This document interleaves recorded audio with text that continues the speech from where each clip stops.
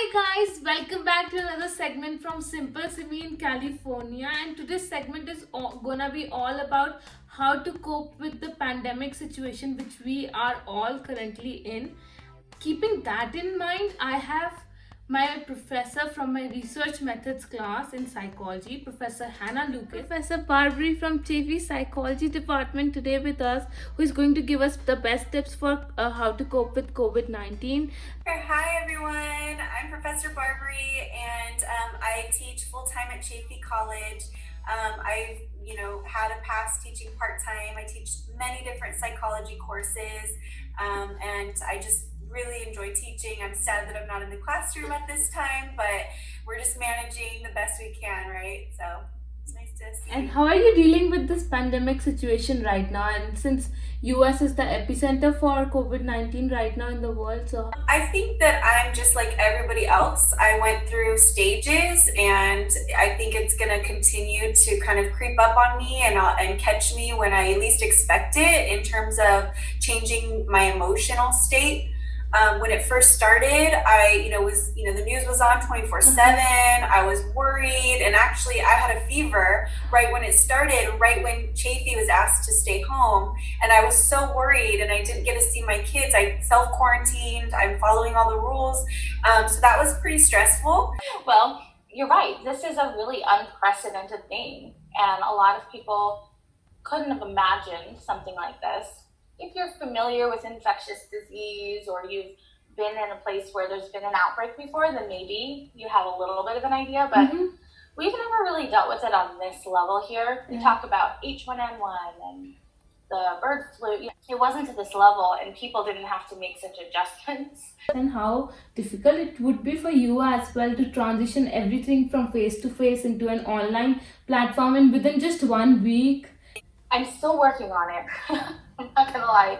I wasn't able to do it all in 1 week, but I've gotten a few weeks up and running. So that's the trick, is get as much as you can done and then keep working. The biggest thing is that students are anxious. Yeah. And they don't realize that professors are as well, because it's new for us.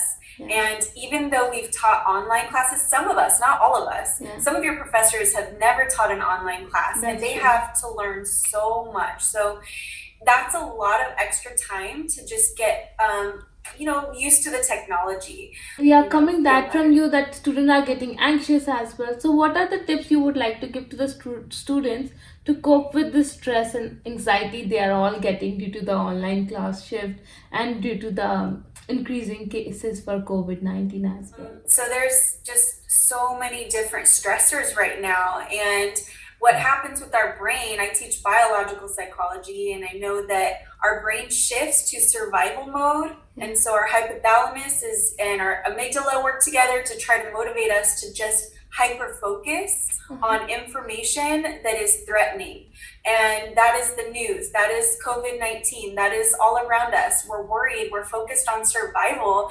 And so that's where our brain shifts. It's very difficult to concentrate on anything else. And then on top of that, students have to deal with their classes, and they're worried about not doing well in their classes because of what's going on. First and foremost is trying to convince yourself that a lot of it's out of your hands, and then focus on what is in your hands. The first thing is to be in tune with your own body and your own feelings. Sometimes we ignore them. Like, say you have a headache or you're tired, you might not want to admit that it's stress or anxiety, but it actually might very well be, because you can't really manage stress if you don't identify it as stress. So you might take some Advil. Oh, I have a headache, but really that's not going to take care of it. It's just going to, be like a Band-Aid temporarily. So if it's caused by stress, then you need to recognize what stress is. So if you're irritable, if you are sad, if you're feeling, nervous, you can't concentrate, you're eating, sleeping, patterns are changing, then that is an indication that it's stress, and it's very likely that it would be. So after you recognize that it's stress, then you have to take action to control the things that you can. So the first thing is self-care. You can't do anything productive if you don't take care of yourself first, right? So self-care includes exercise, eating right, breathing, meditation, Also just hobbies, maybe, even though you might have a lot of things on your plate, especially as a student, it's very important that you even schedule time for yourself, right? To engage in those kind of practices, doing a puzzle, petting animals, we release dopamine. So if you're stressed out, hold a cat. It purrs, it's loud, it's soothing. The purr, actually, there's research on this, that the purring of a cat reduces anxiety, and just petting anything soft, including an animal, is going to release dopamine, and you're gonna calm down. The next really important piece of advice that I would give for coping is communicate as much as you can with your professors and with other classmates. And so the first thing is, find out how your professor wants to communicate. Usually they put something up on their Canvas, or they've sent out an email and they said, here's how we'll be communicating. Yes. And understand their preferred method of communicating. And don't be afraid to contact your professor, because not only do you want to be able to feel in control of your experience, knowing what's going on, but a lot of professors want to be able to meet you where you are. People's lives are changing so fast. A lot of students are working, or they change jobs, or they've lost jobs, or they have children they're taking care of. The list goes on. So if we know what you're going through, we can help you better. I think that's actually the best advice. Since I have talked with you, then I have talked with Professor Barbari, and then I spoke with my DSO. I felt so good after talking. I wasn't able to sleep. Like, I would call my mom in the night that I'm not able to fall asleep.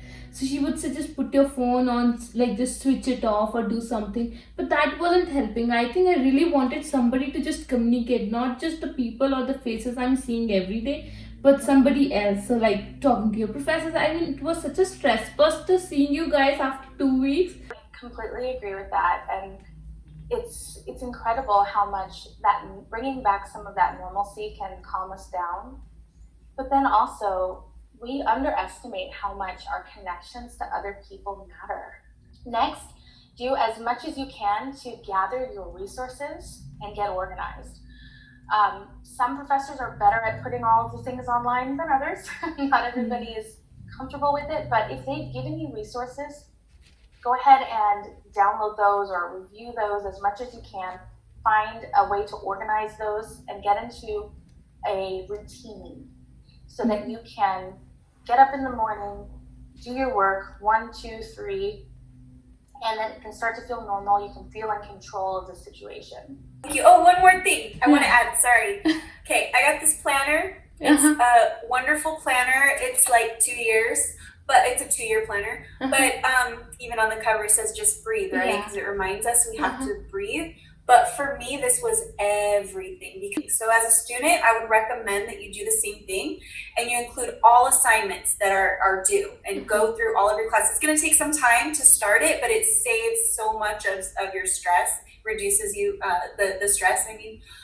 So what I did is every single week, I would put in what I need to get done day by day, and also manage sleep and your self-care routines, because you have to fit those in too. And then you don't feel so overwhelmed, because then you have these manageable tasks. You don't feel like things are just floating in your mind. They're anchored, they're in place, you see everything at a glance. And I think that's like a huge piece of all of this too, is just staying organized. Domestic violence against women is increasing during this time. What do you think? What's the reason behind it? In every home, when your family is quarantined together, there's a higher level of stress. There's a higher level of stress happening in the world, and everyone is feeling it no matter what. There's no one immune to that. So now we're quarantined and the stress level is higher, and there's nowhere to escape. There's no personal freedoms.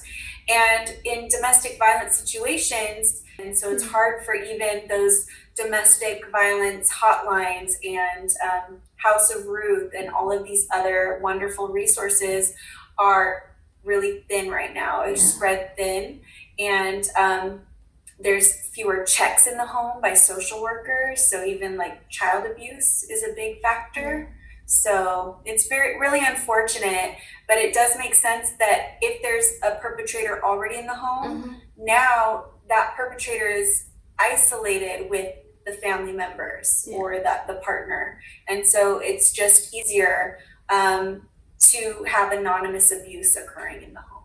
And how about the kids? They have so much energy, like they have enormous energy stored in them. How do we channelize their energy since they will be homeschooled and staying indoors all the time? And how do we expose them to the topic of COVID-19, right?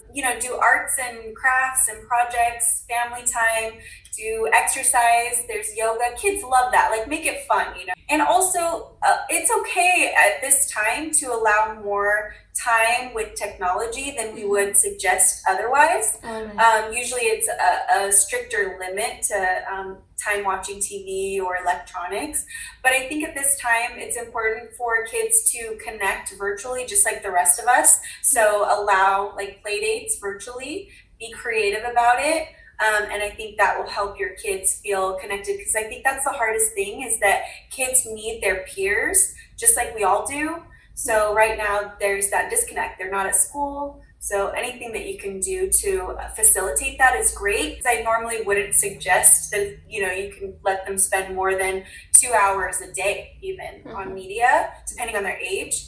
But in this time, it's okay. You're going to have to find ways to manage, your family together. And so I think let some of that go a little bit, but just definitely spend time too with hobbies and other things. I guess everybody will be grateful after watching this video that you gave us so nice tips, and so nice of you to talking to me like that and sharing your experiences as well. You're welcome. You're one of my best students, so anything you ask me. And you are one of my best professors I have had. I hope that I get to see my students in the classroom again. Before I forget, I just wanted to just tell your viewers and you that if you need help, please don't hesitate to ask. There's nothing negative. The strongest people are the people that get help when they need it. And so please, if you're really having a hard time adjusting and you can't get out of the way you're feeling in a negative emotional state, please seek out help. Thank you so much, Professor Lucas. You're welcome. Thank you. It's an honor to be able to do this, and it's always great to talk to you and connect and exchange ideas. Yeah. So I'm very excited that you have this channel. I'm going to go ahead and check out your channel on my own now. Yeah. I mean, I have some time. And if you like it, do subscribe it as well so you see more updates. Like, subscribe, and click the bell.